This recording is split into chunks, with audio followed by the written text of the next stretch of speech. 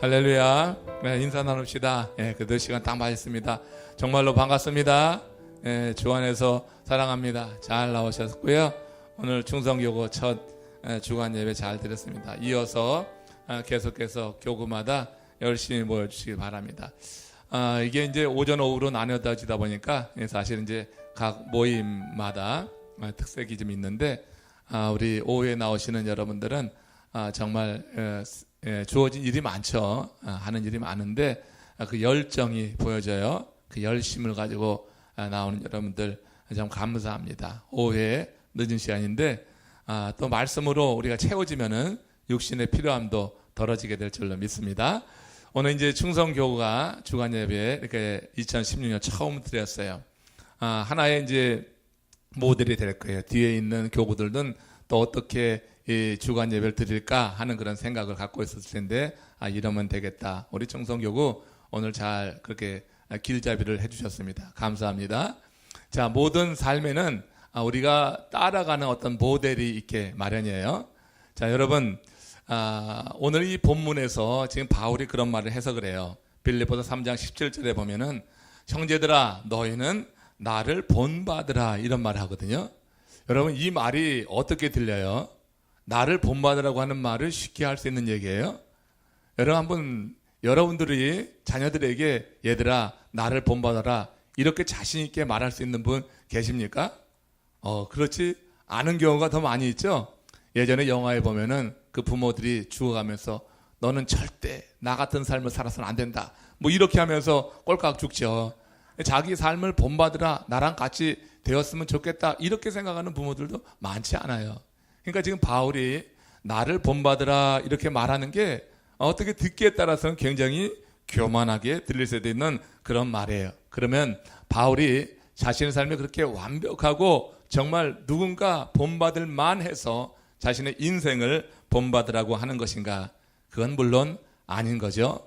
지금 바울은요, 자기를 붙잡고 있는 하나님, 자기를 붙잡고 있는 성령 하나님, 그 안에 살아가는 그 삶을 본받으라고 하는 것이 자기 개인적인 자연적인 그 삶을 본받으라고 하는 것은 분명히 아닐 거예요.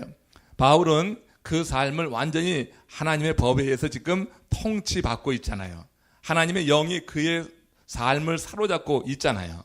그래서 세상의 모든 쌓은 어떤 업적이니 공론이 자기가 이루었던 모든 것을 배설물로 여길 만큼 그런 것에 지배받지 않는 거예요. 그러니까 우리는 많은 경우에 바울이 버린 그런 것에 지배받는 삶을 살아요. 그렇기 때문에 그런 삶을 살아가면서도 우리 자신이 거기에 만족하지 못하기 때문에 얘들아 내 삶을 본받으라 이렇게 쉽게 말하지 못하는 거예요. 여러분, 바울은 그러나 그 모든 것을 다 버리고 그리고 하나님이 주시는 은혜 안에서 이제 내가 사는 것은 나를 위하여 자기 목숨을 버리신 우리 주 예수 그리스도를 믿는 믿음 안에 사는 것이다. 그의 삶을 통치하고 있는 성령의 지배 속에서 완전히 하나님이 그를 이끌고 있는 이 삶, 그 삶을 본받으라고 하는 것이지, 그가 세상에서 예전에 주님을 몰랐을 때 이루어놨던 그런 삶을 본받으라고 하는 것은 분명히 아닌 거예요. 여기 이제 이 본받으라고 하는 뜻이 무엇인지 좀 더 구체적으로 먼저 두 가지 의미로 살펴보면서 오늘 말씀 더 깊게 들어가도록 하겠어요. 첫 번째로 이런 의미가 있어요.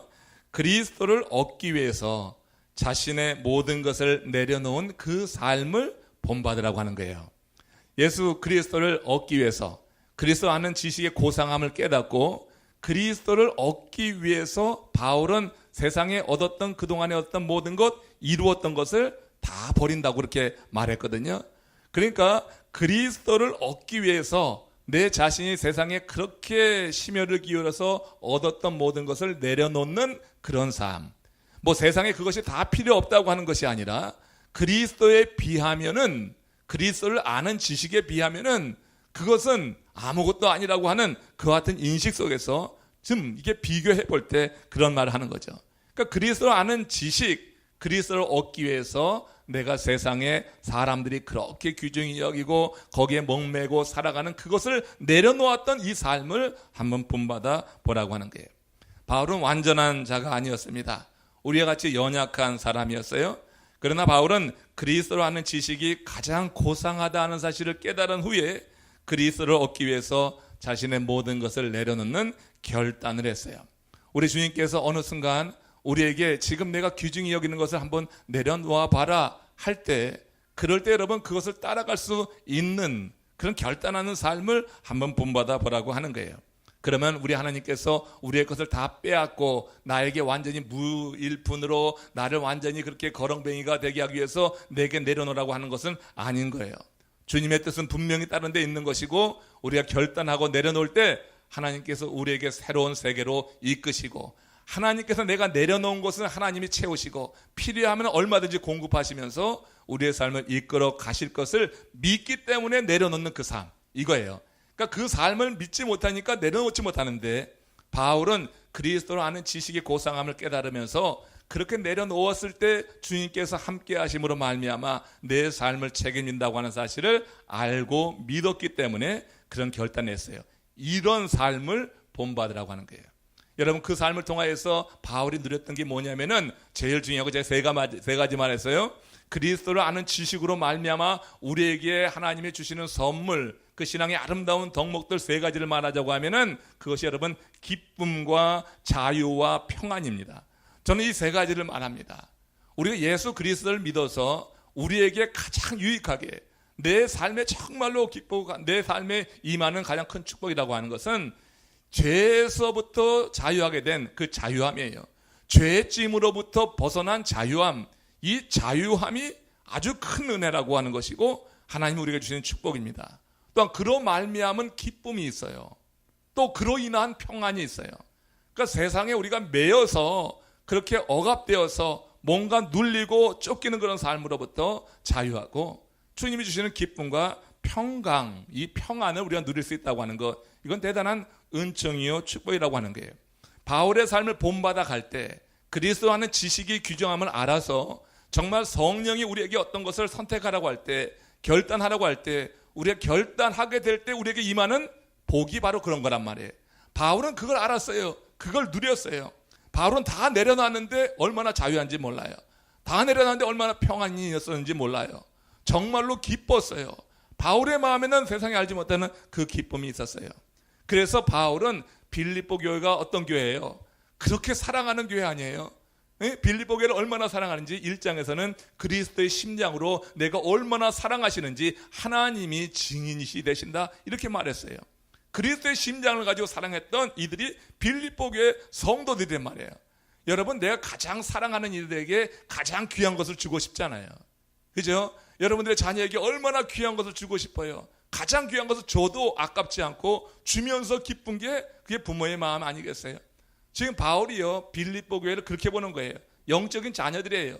자기가 고난당하면서 시험당하면서 어려움 겪으면서 세운 교회가 빌립보 교회예요. 이 빌립보 교회를 향해서 쓴 편지가 빌립보서예요. 여기서 지금 바울이 이야기하는 거예요. 나를 본받아라. 나를 본받아서 망하라고 하는 게 아니잖아요. 나처럼 이렇게 거렁뱅이가 되라. 그 모든 것을 다 포기하고 배설물처럼 여겨서 그렇게 힘들게 살아가라고 하는 게 아니에요. 그 일을 통하여서 자기가 누리는 그런 영적인 자유함이 있었어요. 그 기쁨이 있었어요.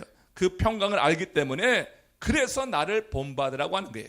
그리스도를 아는 지식이 고상하고 그리스도를 얻기 위해서 내가 내려놓았던 그런 결단의 삶을 너희들도 한번 본받아 봐라. 그런 순간이 오거든 지체하지 말고 한번 따라봐라. 이것이 지금 바울이 이 빌립보 교우들에게 도전하면서 나를 본받으라.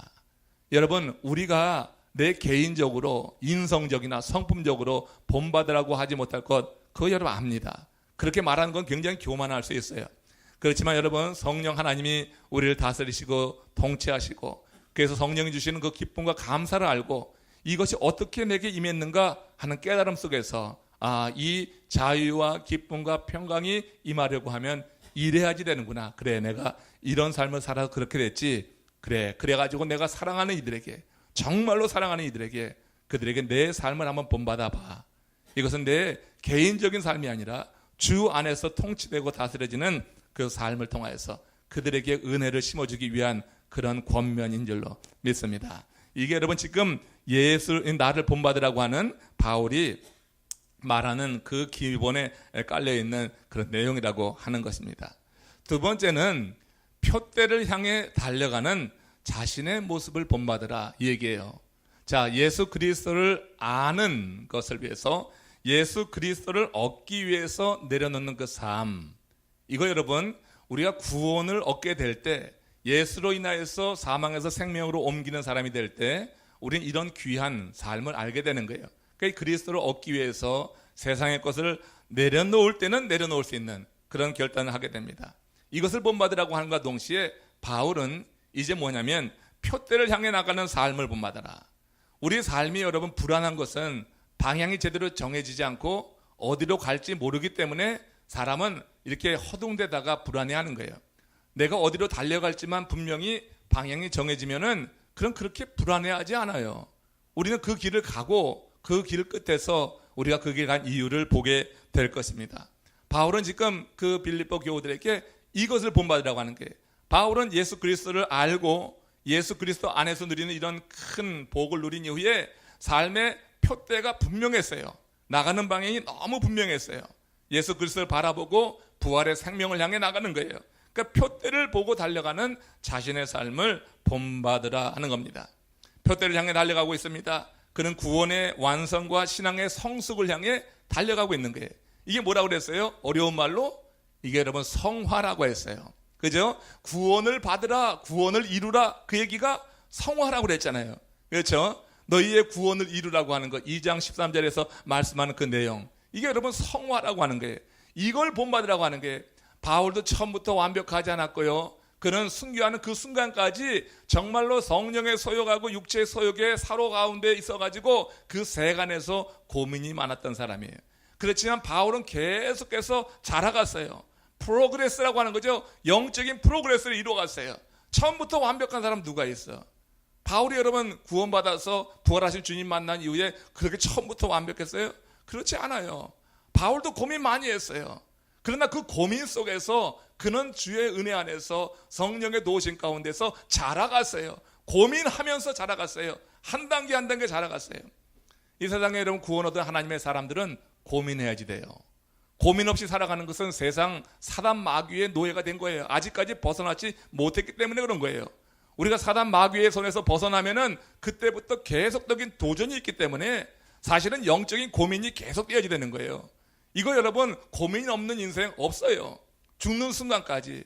그러니까 우리가 이렇게 계속되는 그런 일 속에서 우리가 성장해 나간다고 하는 것, 이런 삶을 통해서 우리의 삶에 분명히 방향져 나가는 것, 바울은 지금 자신의 삶을 통해서 바로 그렇게 살아봐라, 표대를 향해 달려가고 있는 나의 모습을 한번 닮아봐라, 이렇게 지금 말씀하고 있는 것입니다. 그러면서 3장 17절 그 후반절에서 이렇게 또 강조하고 있어요.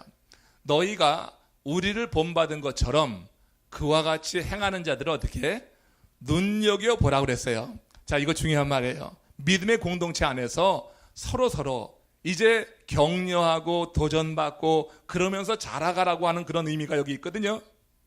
그러니까 우리를 본받은 것처럼 그와 같이 행하는 자들을 눈여겨봐라. 자, 믿음의 공동체 안에 바울을 본받는 자들이 한 명만 있는 게 아니에요. 그렇죠? 근데 지금 이 빌립보 교회는 그 거짓 교사들, 그러니까 유대 기독교인들이 들어와서 할례를 주장하면서 바울이 전한 그 십자가의 복음을 무효화하려고 하는 시도가 있는 거예요. 그죠? 그래가지고 할례를 행해야 된다, 율법을 지켜야 된다, 그래야지 구원이 완성된다, 이렇게 말하는 자들이 있단 말이에요. 그래서 그런 거짓 교사들이 들어와서 빌립보 교회를 이렇게 갈라놓게 된 거예요. 동서로 갈라놓게 된 거예요. 바울이 전하는 복음을 듣고 그 복음 안에서 자유함을 누리는 사람이 있었던가 하면, 또 반면에 거짓 교사들의 그 감언이설을 듣고 그들의 그 사설을 듣고 어떻게 해요? 할례를 행하고 율법을 행하는 자들이 나타나고 있었던 거예요. 근데 여러분 어떤 일이 벌어지냐면, 사람이 할례를 행하잖아요, 율법을 행하잖아요. 그러면 할례 행하지 않고 율법 행하지 않는 자들에 대해서 어떻게 할까요? 너희도 우리와 같아야 돼 하고 정죄를 하게 되는 거예요. 그렇죠? 교회 안에 그런 일이 일어나고 있었던 거예요. 빌립보 교회 안에 그런 일이 실제로 나타나고 있었던 거예요. 그 일을 보면서 바울은 염려했던 거예요. 그래서 갈라진 그런 모습에 대해서 이렇게 탄식하면서 눈물 흘려가면서 쓴 편지가 빌립보서라고 하는 거예요. 그래서 지금 이렇게 갈라져 있지만 그 가운데 우리를 본받은 자들이 있는 거예요. 바울을 본받은 자들이 있었고 한 명이 아니라 몇 명, 여러 명 있었던 거예요. 이렇게 사설을 듣는 자도 있지만 본받은 자들이 있는데 이들을 향해서 지금 권면하는 거예요. 그와 같이 행하는 자들을 눈여겨봐라 그런 얘기예요. 믿음으로 행하는 자들을 눈여겨보라고 하는 것은 어떤 의미가 있을까요? 우리가 여러분 믿음으로 행하는 자를 눈여겨볼 때 신앙생활의 본인이 되는 거예요. 그들이 격려가 되고 위로가 되는 거예요. 지금 사람들이 할례를 행하고 율법을 행하면서 그렇지 않은 자들을 향해서 정죄하고 막 이렇게 행해야지 된다고 주장하는 그와 같은 일들이 일어나고 있어요. 그런데 바울로부터 전해들은 복음에 바로 서 있는 사람들은 그런 시도가 있지만 그걸 따라갈 수가 없는 거예요. 그런데 교회 안에서 그걸 행하지 않는 자들에 대해서 그 할례를 행한 자들이 자꾸 비판한단 말이에요. 우리가 여러분 뭔가 하나 행하면요, 우리 교회도 그런 것 같아요. 우리가 여러분 내가 뭔가 더 일을 하면은 하지 않은 자에 대해서 어떻게 해요? 비판하고 정죄하는 게 있어요. 그렇죠? 은혜대로 신앙생활 하면 되는데 조금 더 뭔가를 하면은 그렇지 않은 사람들에 대해서 왜 당신은 그렇게 하지 않아? 하는 그런 마음이 있는 것 같은 심리가 지금 빌립보 교회 안에 지금 작동하고 있는 거예요. 그러니까 이 할례 받은 사람들이 율법을 행하는 자들이 예수를 믿지만 동시에 예수를 믿으면서 할례도 행하고 율법도 행한단 말이에요. 그러니까 어떻게 좀 많이 한 거야. 이게 제대로 믿는 것 같은 거야. 율법 조항을 따라가는 게 정말 잘 믿는 것 같은 거예요. 그 율법주의에 빠져들면서 그 율법을 지키지 않는 이들에 대해서 정죄하는 말. 그렇지만 여기에 있는 자들이 바른 거예요. 십자가의 복음, 그 십자가의 구속의 은혜로만 구원 얻는다고 하는 이 믿음하에 서 있어야 되는데 사람들이 이런 일을 행하면서 그리고 행하지 않는 자들을 정죄하게 될 때 이들이 어떻게 해요? 조금 흔들릴 수 있는, 왜? 연약하기 때문에, 처음부터 완벽한 신앙에 서 있지 않기 때문에 흔들릴 수 있는 상황이 되거든. 그게 바울이 뭐라 했어요? 너희가 우리를 본받은 자 된 것처럼 그와 같이 행하는 자들을 눈여겨보고 그런 자들을 통하여서 서로 격려하고 위로하고 우리가 함께 이게 어떻게 해요? 그 소통하고 교제하고 나가라고 하는 거예요. 서로 이겨나가기 위해서는 혼자는 안 되는 거예요. 믿음을 지키기 위해서 여러분 혼자 그냥 대똑에 독립해서 이거 안 돼요. 다 연약하기 때문에 연약한 우리들이 서로 끌어주고 당겨주고 믿음에 도전을 주고 그리고 또 위로도 받고 격려도 하면서 그렇게 살아가는 게 거예요. 지금 바울이 지금 빌립보 교회 성도들 가운데 우리를 본받은 자, 바울을 본받은 자들에게 그렇게 살라. 주목해보고 교제해도 그런 이들과 교제해야 되는 거예요. 여러분 교회 안에 교제하고 교회 안에서 모일 때 정말 믿음으로 바로 반듯하게 선 사람을 눈여겨보시기를 주의 이름으로 축원합니다. 내가 여러분 육적으로 좋다고 관계에서 재밌다고 그렇게 하는 거 아니에요. 교회 안에서 정말 믿음으로 반듯하게 서 있는 사람을 눈여겨보고 주목해보고 그들과 함께 교제해 나갈 때 믿음이 상승 효과가 있게 되는 거예요. 자라가게 되는 거예요. 그러나 여러분 그렇지 않고 세상적으로 어떤 인간적인 방법을 가지고 하려고 하는 사람들과 같이 어울리다 보면은 꼭 거기에 말려들게 돼 있어요. 말려들게 돼 있어요. 여러분 감기 든 사람은 한 명이지만 그 한 사람이 들어갈 때 어떻게 해요? 그 공동체 전체가 긴장을 하는 거예요. 악을 갖고 있는 자, 세상적인 그런 방법을 갖고 있는 자 한 사람이 있지만 공동체 전체에 영향을 줄 수가 있기 때문에 격리하고 주의해야지 되는 거예요. 그렇죠? 여러분 감기 안 들린 사람이 감기 들린 사람을 낫게 할 수는 없어. 예, 그렇죠? 안 그래요? 지금 그거 굉장한 무슨 뭐 소두증이라고 하는 것도 있고 뭐 별거 다 있던데 이 독감 같은 게 그런 거예요. 독감 걸린 사람이 한 명 있어. 많은 사람이 독감 안 걸렸어. 이 사람 낫게 할 수 있어요? 못 낫게 하는 거예요. 이 사람은 어떻게 다른 사람을 전염시킬 수 있는 거예요. 여러분 우리가 신앙생활을 바로 하고 반듯하게 하고 그리고 그렇게 믿음에 바로 서 있는 사람들과 같이 교제될 이유가 있어요. 거기에 여러분 이상한 사설을 가지고 이상한 인간적인 방법을 가지고 그리고 세속적인 그런 쾌락에 취해 있는 그런 사람들과 같이 교제할 때 영적으로 자라지 못해요. 그런 사람들이 내가 어떤 성교의 타겟이 되고 위에서 기도할 수는 있지만 깊은 교제는 하는 게 아니에요. 깊은 교제한다고 하다가 오히려 말려들기 쉽다고 하는 거예요. 지금 바울은 권면합니다. 너희가 우리를 본받은 것처럼 그와 같이 행하는 자들을 눈여겨보라, 감시하라고 하는 게 아니에요.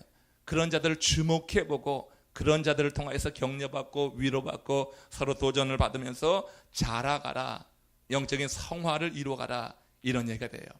여러분들이 주변에 있는 사람들이 바로 바울을 본받은 그런 사람이기를 주의 이름으로 축원합니다. 예수 그리스도를 영접한 우리의 진정한 국적은요, 한국도 아니고 미국도 아니고 우리의 국적은 어디예요? 하늘나라예요. 우리는 하늘나라예요. 바울이 말하고자 하는 것이 이겁니다. 너희가 나를 본받으라 했을 때, 본받으라고 하는 것이 과연 무엇인가? 제가 두 가지로 말씀을 드렸어요. 그리스도를 얻기 위해서 세상적인 걸 내려놓는 결단을 본받으라, 표대를 향하여 바라보고 나가는 그 삶을 본받으라 그랬는데, 이것을 요약해서 그것이 뭐냐면 하나님 나라 시민답게 사는 거예요. 그러니까 바울은 예수 그리스도 영접한 이후에 하늘나라 시민답게 살았어요. 바울의 이제 나라는 어떻게 유대도 아니고 저 로마도 아니고 바울의 나라는 하늘나라예요.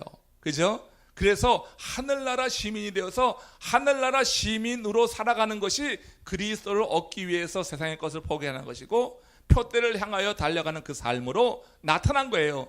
그러니까 그 삶을 본받으라고 하는 것은 천국 시민답게 살라 하는 그 다음에 이어지는 말씀으로 우리가 이해할 수가 있는 것입니다. 천국 시민답게 살라. 여러분, 한번 이런 비유를 한번 들어봅시다.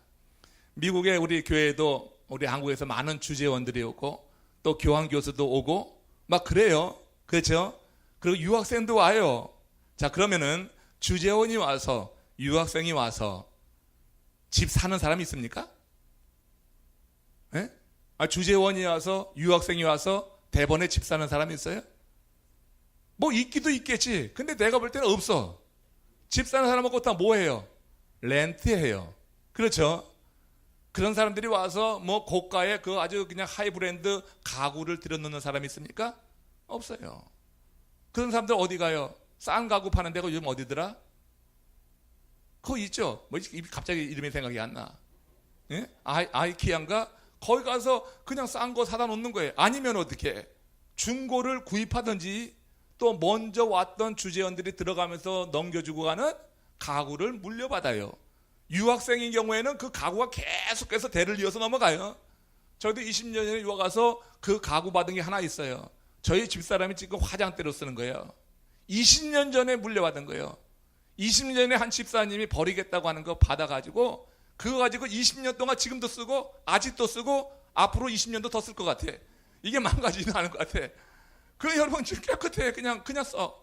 뭐 물론 뭐 살 수도 있지만 그게 뭐 버릴 만한 것도 아니고 뭐까지 쓸만하니까 쓰는 거예요.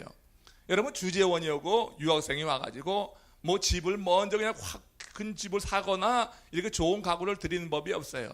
왜 그래요? 왜 주재원들과 유학생들은 집을 사지 않고 가구를 사지 않고 왜 그렇게 렌트에 쓰고 중고를 쓰든지 물려받든지 합니까? 왜 그래요? 그들은 돌아갈 자리이기 때문에 그래요. 여기가 머물 곳이 아니라 지나가는 곳이에요. 지금 이 마이애미는 그들이 영원히 머물 곳이 아니라 지나가는 곳이에요. 지나가는 곳이기 때문에 큰 돈 들이지 않는 거예요. 지나가는 사람이 떠나갈 때 아쉽고 하면 어떡하겠어요? 그렇잖아요. 팔지 못하면 어떡하겠어요, 집을. 그러니까 렌트에 쓰는 거고, 그러니까 가구도 싼 거, 중고 이런 거 여러분 구입해서 쓰게 되는 거예요. 물려받아 쓰는 거예요. 두고 가도 아깝지 않게 그렇게 이렇게 살다가 가는 거예요. 이게 여러분 바로 하늘나라 시민이 살아가는 방식이라고 하는 것입니다. 하나님 나라 시민은요, 이 세상이 머물 곳이 아니라 지나가는 곳이라고 여겨야 될 줄로 믿습니다. 그러면 집을 다 사지 말라고 하는 게 아니잖아요. 정신적인 걸 말하는 거예요. 우리가 지금 추구하는 걸 말하는 거예요. 내 인식, 내가 정말 믿음의 그 근본을 말하는 거예요. 이 땅은 머물 곳이 아니에요. 이 땅은 지나가는 곳이에요. 이게 하늘나라 시민답게 사는 거예요. 그렇기 때문에 바울이 그리스도를 얻는 것, 이건 뭐예요? 그리스도를 얻고 그리스도를 아는 것은 천국 시민이 되기 위해서 필수적인 거예요.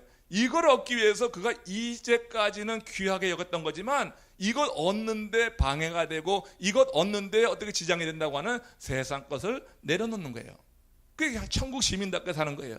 그리고 이제 그 내려놓은 이후에는 어떻게 해요? 그가 바라보는 것은 이 세상이 아니라 표대예요. 그 표대는 어디에 가서 달려있어요? 지금 천국에 딱 있는 거예요. 깃발을 날리고 있는 거예요. 부활신앙이에요. 영생이에요. 그게 여러분 예수 그리스도 믿는 믿음이에요. 이게 여러분 거기 가서 달려있는 거예요. 그러니까 그거 바라보고 나가는 삶이 지금 바울의 삶이고, 바울은 바로 그것을 본받으라고 하는 거예요. 그게 결국 뭐예요? 천국 시민답게 사는 거예요.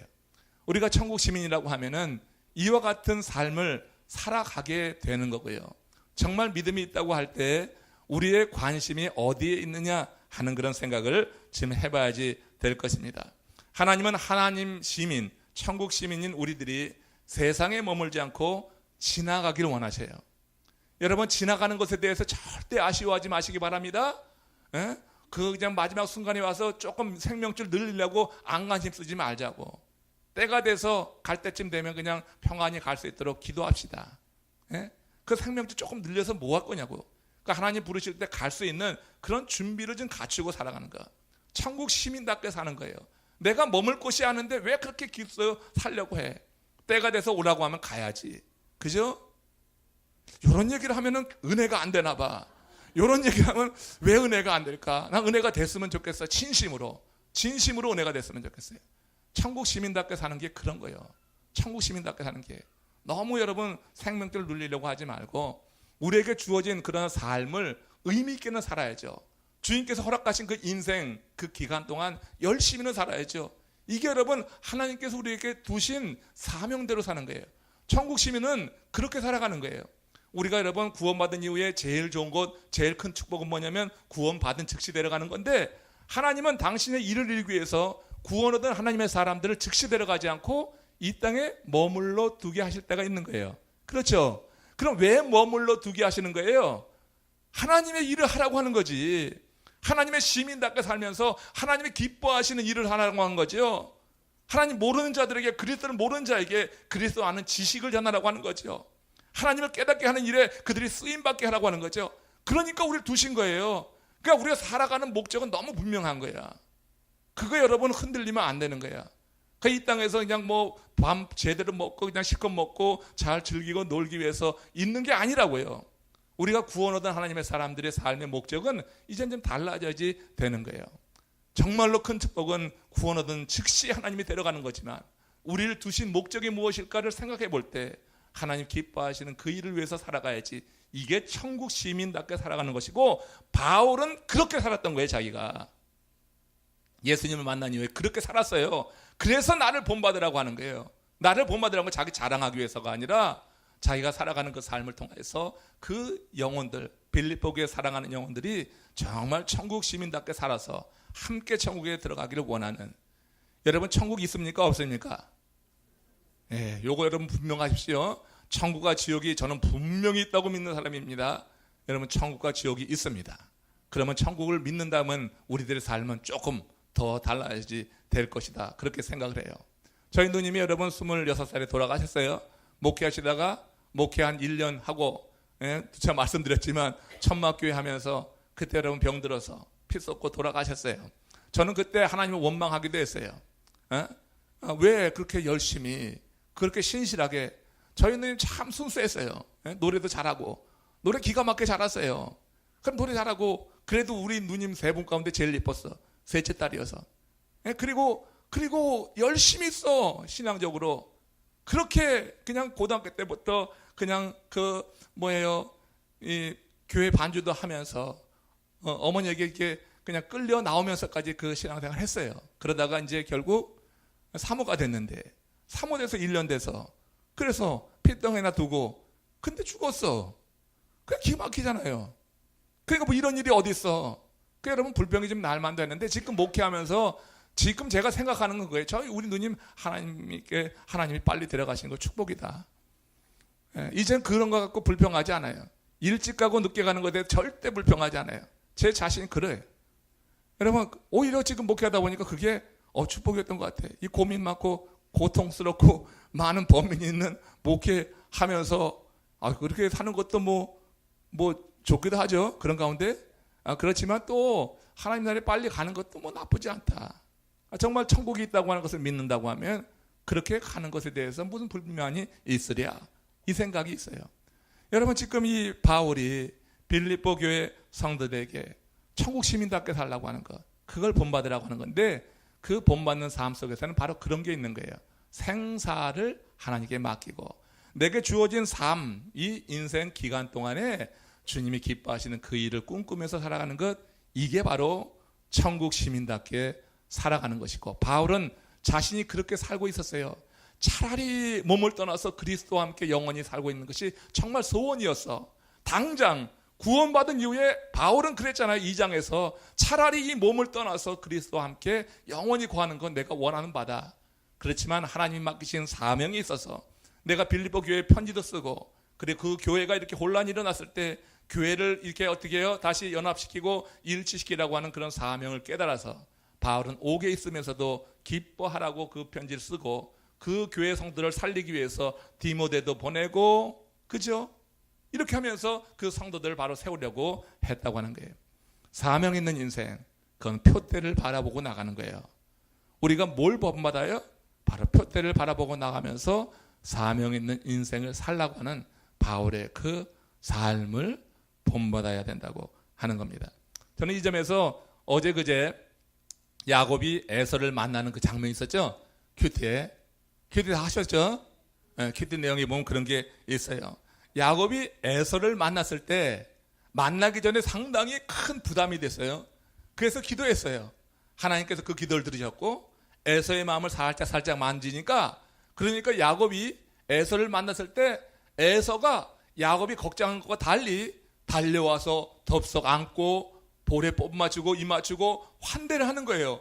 그러니까 큰 짐이 있었는데 그 짐이 한순간에 다 내려지는 것 같죠? 그래서 한 얘기가 뭐예요? 내가 형님의 얼굴을 보니 하나님의 얼굴을 보는 것 같나이다. 그렇게 말했단 말이에요. 인생의 가장 큰 짐이 내려놓아지는 순간이었어요. 여러분, 야곱은요, 그 영적인 축복을 바라보고 타향살이하고, 타향살이 힘들었지만 거기서 사랑하는 이를 만났고 가정을 이루고 자녀를 또 많이 생산하고 거기다가 삼촌 라반보다 더 많은 가축을 얻었어요. 그러니까 성공한 비즈니스맨이 된 거예요. 가정도 잘 이루었죠. 그리고 세상살이에도 세상에서 성공했죠. 그런데 항상 누르고 있는 게 하나 있었던 거야. 그게 형 에서와의 관계였어요. 그 에서와의 관계, 고향에 들어가고 싶은데 형 때문에 못 가고 있을 때 마침내 이 야곱 가족이 결국 고향으로 돌아갈 수밖에 없는 사건이 하나 있었죠. 그 사건이 뭐였어요? 혹시 아는 사람? 예? 예? 라반 안색이 변하고, 예, 우리 권정기 집사님은 새벽에 나오셔서 어째 들으셨어. 알아. 라반의 안색이 변한 거야. 사람이요, 안색이 변한 사람하고 같이 있는 거 되게 힘들어요. 예? 그렇잖아요. 안색 변한 사람하고 그 앞에서 설교하는 건 되게 힘들어요. 이거는 설교하는 거, 이거 지옥이야, 지옥. 안색 변한 사람이 한 두 사람만 있어도 이건 뭐 도대체 말이 안 나오는 거야. 그렇기 때문에 전 딴 데 보고 하지. 그럴 때는 그 안색이 변한 사람들 보면 너무 힘들어요 진짜. 이 라반이 라반이래, 야곱이 삼촌 라반 집을 떠나서 고향으로 갈 수밖에 없었던 것은 삼촌 라반이 안색이 변한 거야. 아주 냉랭해지는 거야. 근데 그뿐만 아니라 그 삼촌 라반의 아들들, 그 사촌들도 그 야곱을 보는데 막 정죄하고 그냥 그 막 비방하는 거야.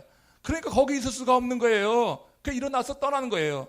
일어나서 떠날 때 하나님이 주신 말씀이 있어요. 그로하여금 하나님이 일어나라고 한 거예요. 안색이 변하는 그 상황 속에서 하나님이 너 일어나라 이제. 그리고 어디로 가라고 그랬어요? 베델로 가라고 그랬어요. 하나님이 만났던 그 장소, 약속을 주신 그 장소, 그 장소로 가라고 하나님이 야곱에게 직접 말씀하셨어요. 근데 넘어가려고 하니까 에서가 있는 거야. 이게 큰 짐이란 말이야. 그러니까 어떻게 해서 야복강에서 기도했단 말이에요. 예? 뭐 재산도 보내고 자녀도 보내고 했지만 궁극적으로 야복강에 남아서 기도하다가 결국 어떻게 해요? 환더뼈가 부러지는 사건 속에서 하나님께서 야곱의 믿음을 인정하셔가지고 이제 야곱이 쩔쩔쩔 되면서 이제 가는 거 아니에요. 그죠? 갈 때 그 형 에서가 400인이나 되는 병사를 이끌고 오는 거야. 얼마나 두려워요. 우리 치려고 하나? 그렇게 생각했는데 그건 아니었어요. 하나님이 그 에서의 마음을 살짝 만져가고 이 동생 야곱을 덥석 안고 환대하는 거예요. 그러니까 그 무거운 짐이 확 내려갔잖아요. 그러면서 형 에서의 얼굴을 보니 하나님의 얼굴을 보는 것 같나이다. 이런 고백이 나왔단 말이에요. 자, 보세요. 지금 야곱은 많은 가축들이어서 성공한 비즈니스맨이에요. 거기다 가족들도 이게 많아요. 가정도 크게 잘 이루었어요. 거기다가 가장 큰 인생의 짐이었던 에서와의 관계가 해소된 거예요. 그러니까 이제 그야말로 이제 거치는 게 없는 거예요. 너무 행복한 거예요. 자, 그러면서 이 야곱이 거기서 그만 하나님이 머물라고 하는 것이 아니라 자기가 머물고 싶은 곳에 그냥 머물러 버린 거예요. 그것이 어디냐면 세겜이라고 하는 것이에요. 세겜에서 그건 하나님이 머물라고 하신 곳이 아니에요. 하나님 만나자고 한 곳은 베델이에요. 근데 야곱이 형 에서와 해우하고 나서 형 에서의 무거운 짐을 덜고 나서 이제 걱정이 없는 거야. 그러니까 릴렉스 하면서 이제 하루 이틀 그냥 머물렀겠죠. 그러다가 완전히 세겜에서 머무는 그 사건, 그것이 여기 창세기 33장 16절에서 19절에 이렇게 나와요. 이게 여러분, 이게 목요일 날인가 이제 지난 며칠 전에 큐티 말씀이에요. 한번 같이 읽어보세요. 시작. 이날에 에서는 세일로 돌아가고 야곱은 숫곳에 이르러, 이게 이날이 언제예요? 환대받은 날이에요. 이제 에서는 갔어 먼저. 그리고 쫓아가겠다고 하면서 야곱은 그냥 숫곳에 이르러서 거기 머무는 거예요. 이제 숫곳에 이르러, 시작. 자기를 위하여 뭘 짓고? 집을 져. 아니 지금 집을 졌어요. 거기 다음에 그의 가축을 위하여 우리간을 지었으므로 그 땅 이름을 숫곳이라 부르더라.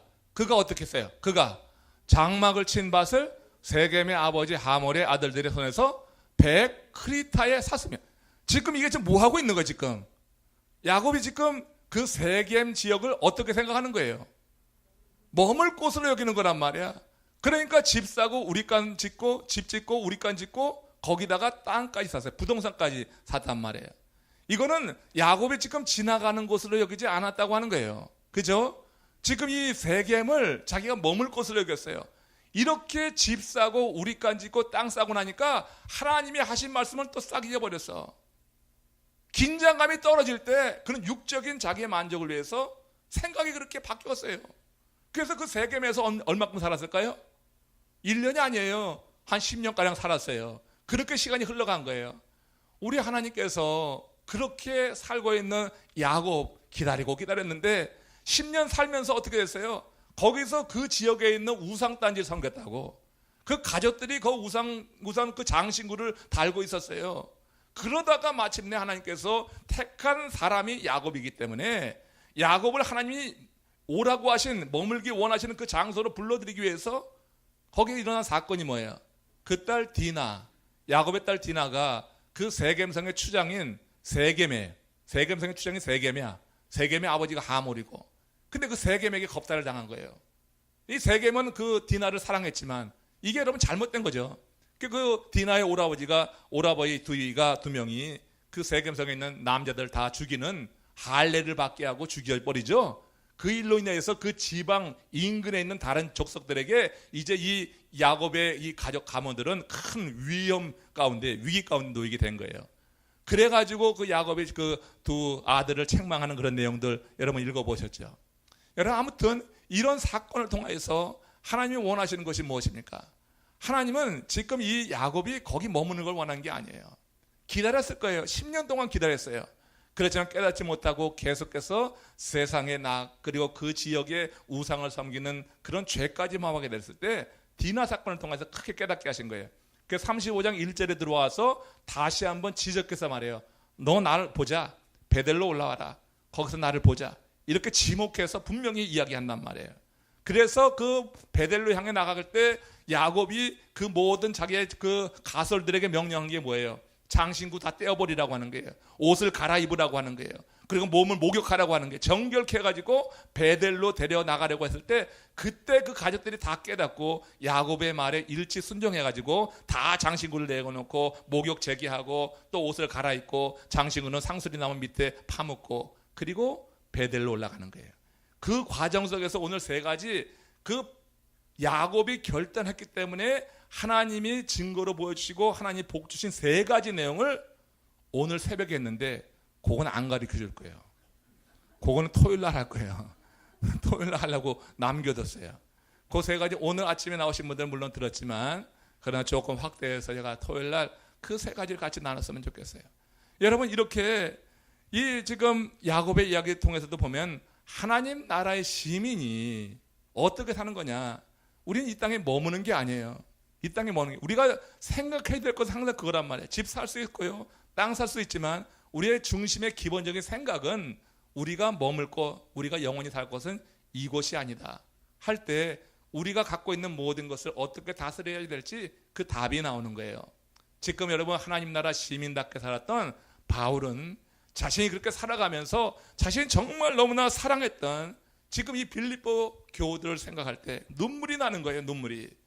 그들은 안에서는 내적으로다가 무슨 일이 있냐면은 거짓 교사들이 들어와가지고 막 할례를 행하라고 하면서 십자가의 복음을 무효화하는 일을 한단 말이에요. 굉장히 위험한 일이에요. 근데 외적으로는 또 어떤 일이냐면 빌립보 지역이 그 당시 작은 로마로 불렸어요.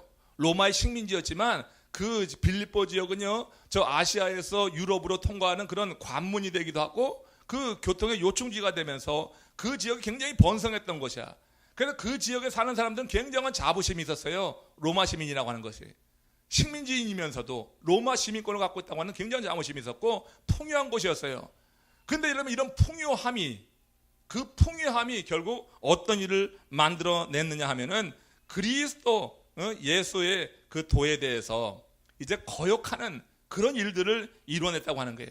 거기에 대해서 지금 이제 한마디로 빌립보 교회 성도들은 안쪽으로 교회 안에서는 이런 영적인 도전을 받고 있는 거고 교회 바깥에서는 이런 또 사단의 역사 가운데서 그런 세상에 물들게 하려고 하는 사단의 역사가 많이 있었어요. 굉장히 지금 어려운 상황에 있는 거예요. 그들을 생각할 때 바울이 눈물이 난다. 여기 이제 그런 표현을 하고 있는 것을 보게 돼요. 눈물이 날 만큼 그 교회를 사랑하고 있었는데 이 교회를 바로 세우기 위해서 어찌할 것인가. 바울이 이런 고민 끝에 했던 얘기가 나를 본받아라. 그리고 나를 본받은 그런 사람들, 교우들을 볼 때 서로 주목해봐라. 그래서 이렇게 안쪽으로 안팎으로 도전을 받고 있는 그 빌립보 교회 성도들이 이처럼 서로 바라보고 격려하고 위로하면서 도전도 받으면서 그렇게 세워져 나가는 가운데 믿음을 지킬 거라. 이거를 지금 요구하고 있는 거예요. 그것을 하기 위해서 바울이 권했던 것이 천국 시민, 그답게 살라고 하는 그런 권면이 되는 거예요. 제가 시간이 지났기 때문에 더 길게는 안 하겠습니다. 오후에 나오신 여러분들은 조금 손해가 돼요. 그래서 아무튼 오늘 말씀드린 것 가운데 제일 중요한 핵심은 나를 본받으라고 하는 것이고, 나를 본받으라고 하는 것은 바울이 지금 천국 시민으로 살아가고 있는 그 삶을 본받으라고 하는 것이다.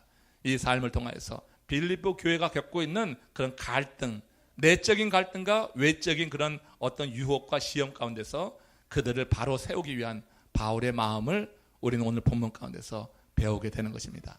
여러분 모두가 다 그리스도를 본받으시기를 주님의 이름으로 축원합니다.